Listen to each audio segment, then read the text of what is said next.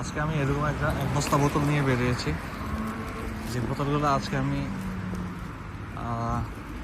Back করব, যাতে আমি কিছু রিফান্ড পাই। ওই রিফান্ড দিয়ে আমি আবার বাজার করব।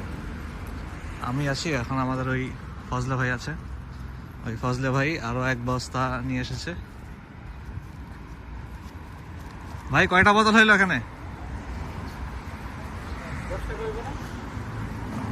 তো এই সবগুলো আজকে আমরা ব্যাক করব, সাথে এই এক বস্তা।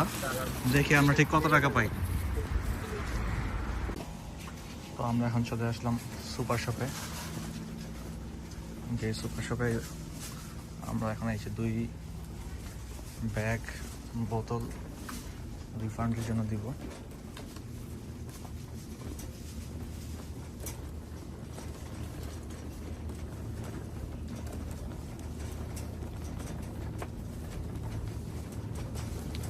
প্রত্যেকটা সুপার শপে এরকম একটা জায়গা থাকে যেখানে রিফান্ড করা যায়। আর এটা হচ্ছে লিডেল, এই লিডেল সুপার শপের ওইখানে এই জায়গাটা। বোতলটা এখানে দিলে দেখেন, এখান থেকে বোতল বের করলে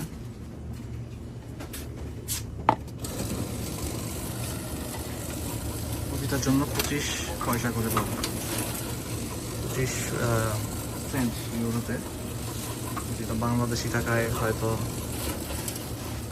30 কি 35 ইউরোর মতো হবে পার বোতল।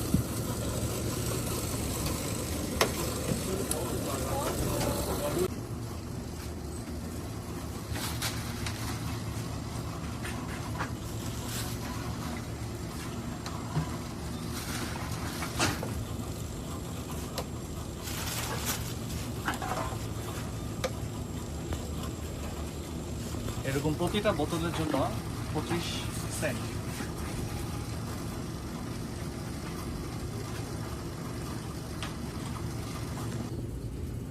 আমার সাইড শেষ, আমার সাইডে আমি টোটাল পেয়েছি এখানে 15 ইউরো, আর এখানে আরও 3 ইউরো 25 পয়সা, তাহলে টোটাল 18 ইউরো 25 পয়সা আমি এই বোতলের রিফান্ড পেয়েছি।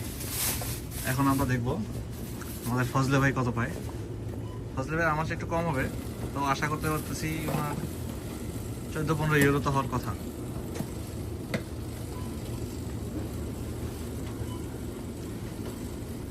আমরা যে এই রিফান্ড দিচ্ছি, এটা কিন্তু এমন না যেখানে আসলে আমরা বেচতেছি।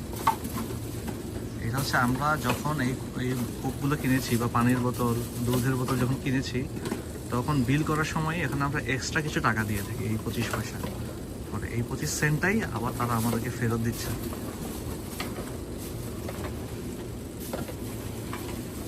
এর একটা কারণ হচ্ছে প্লাস্টিক পরিবেশের কোনো ক্ষতি না করে। প্লাস্টিক আমরা ইউজ করছি এবং প্লাস্টিক আবার পরে ফেরত দিয়ে দিচ্ছি। তো ফজলে ভাই কত টাকা পেয়েছেন? আমি পেয়েছি 11 টাকা 75 ইউরো, 11.75 ইউরো।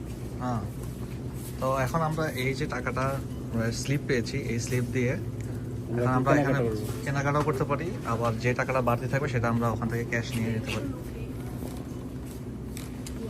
চাও।